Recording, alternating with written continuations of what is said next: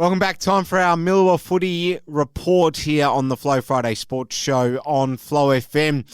And Lewis Roberts is with me. Lou, how you going, mate? Yeah, going really good, mate. They have last final few weeks of football left to go, so biting at the bit to get it done. Yes, fair enough. Well, let's go to the results from the weekend, starting with your game. It was always going to be a tough ask against Bamble, wasn't it? They are flying high.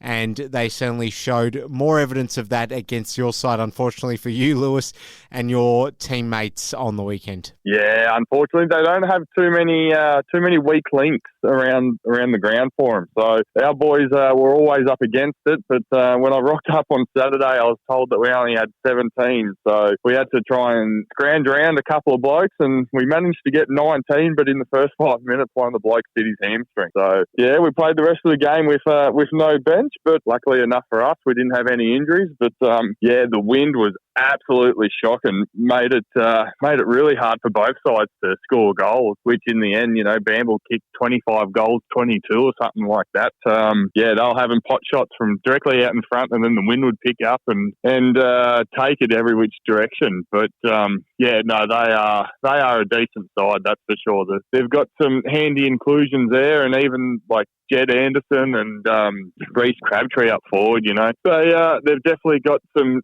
depth there for them. So, and they've been lucky enough; they haven't had too many injuries. So, kudos to them. They're doing something right off the field too. I'm going to be brutally honest, Lewis. That sounds absolutely horrific. Just a day that you wouldn't want to have.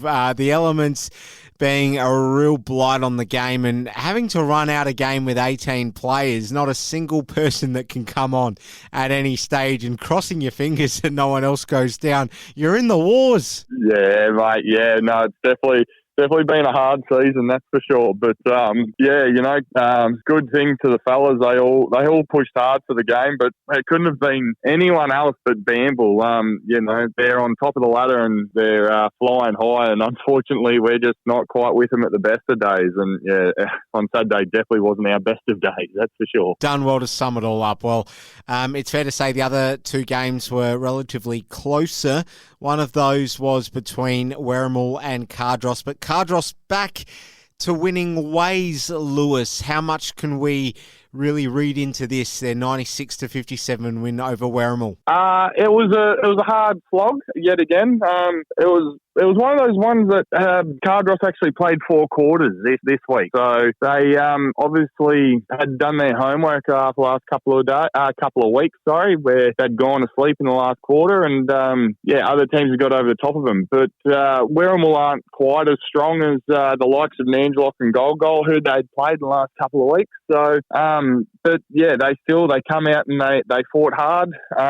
They got the win over Werribee. But, I don't know. From the start of the season when they were absolutely flying along, you'd just about put them in as grand final hopers, or like grand finalists. But at the moment, in their little bit of a rut, it could be the other way around. They might not quite make it. But, they definitely had a bit of a go at it, and Chad Nayland popped up and kicked another 4 or 5 more goals. So, he did really well. Well, no doubt the result that everyone was talking about at the end of round 12 was Nangiloc's ever so important and impressive win over Gol Gol.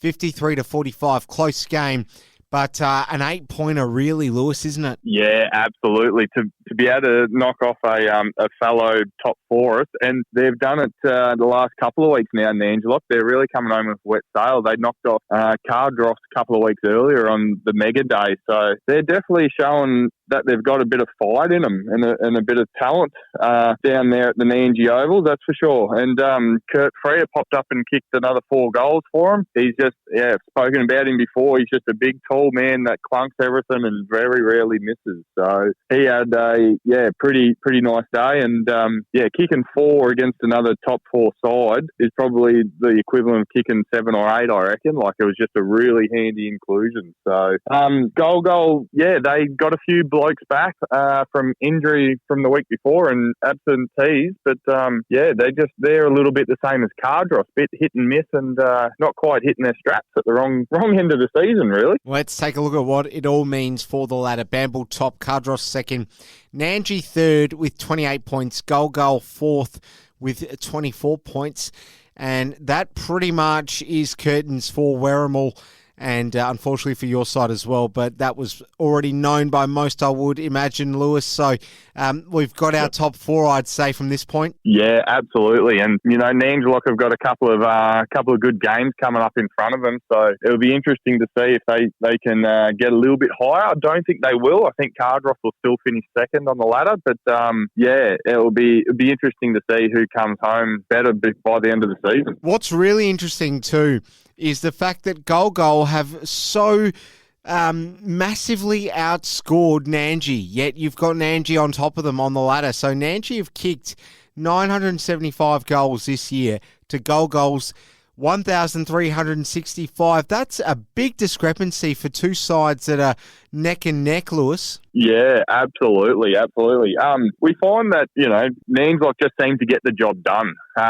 Gol Gol did well against us a couple of times, and they've kicked a couple of big scores, which has really helped. But obviously, Nangiloc have now just knocked over Golly and, got the points in front of them. But, they just seem to find a way to win the game. They don't have massive high scores or anything like that, but they come home with the chocolates at the end of the Saturday afternoon. So that there, your points are worth a lot more than your percentage, that's for sure. Absolutely, it is. All right, let's press on and take a look at the fixtures in the senior men's comp for this weekend.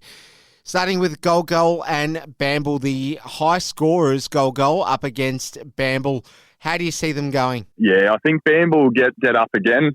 Gol Gol will give it all they've got, like they do week in, week out. But, Bamble will be just too strong. I reckon they've got a couple of blokes coming back in from last week in Luke Stanbrook. He's an absolute dominant centre-half forward. So he'll be, and Michael Hugh is the other one who's also another forwardman. But those two there would be definitely looking at hitting the scoreboard, and they'll also get their run back in their legs, and they'll really work on game plan now that as sad as it is, they don't have to play us again, so they don't have to sort of just go through the motions. Now they can hit the ground running and really play some attacking football. So I think Bamble will be too strong for Gol Gol, but I reckon Gareth Collison and Dylan Darby will still pop up and kick a couple of goals like they seem to do week in, week out. So, but yeah, I think Bamble will get up by about 30 points in the end. Now, Lewis, full transparency, my maths is not good. In fact, I believe back in high school, they almost considered making a class just for me,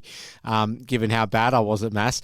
But I'm just trying to calculate things. Is there any chance that with this being a team, a league of just 6 sides, is it possible for Werribee to actually get into the finals still? If they were to win this weekend against Nangi, mathematically with the other teams playing each other, is there any chance that they can literally still make finals at all? Mathematically, yes. Yeah, mathematically they could sneak in, but they have to win their next 3 games. And I'm not sure if they play Gol Gol in the last game at all. But if that was the case, then that would definitely help them for sure. But they need Gol Gol to lose every game, and they need to win every game. So it's definitely going to be a tough ask.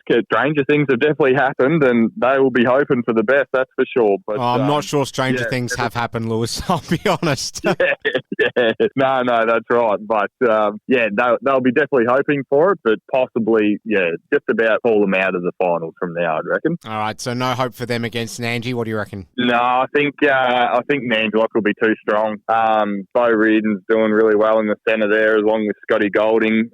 Mark Thompson for Werribee, he'll be up and about. He's been playing some absolute stellar football throughout the season, so they will have that over their heads that they could mathematically still make finals. But they'll be trying to get something out of their last 3 games for the year. But I think Nangiloc's last 2 or 3 games have really shown some good football and how good they can really be. So if they can keep injury free and keep going the way they have been, I think Nangiloc's going to make great. All right, well, Cardross's top 2 spot is virtually confirmed, and you play them this weekend. Now, if you get a full side out, who knows, Lewis, because they've lost before this season. We know they're beatable, Cardross.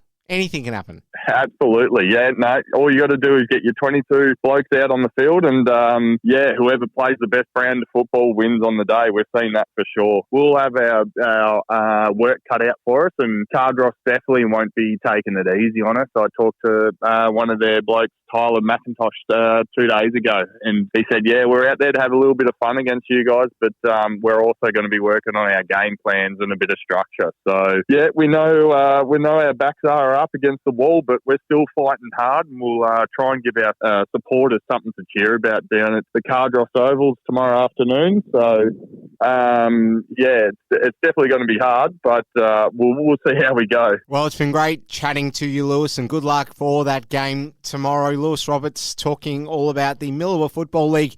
All the best, Lewis, and thanks a lot for your time. Thank you very much, and I look forward to talking to you next week.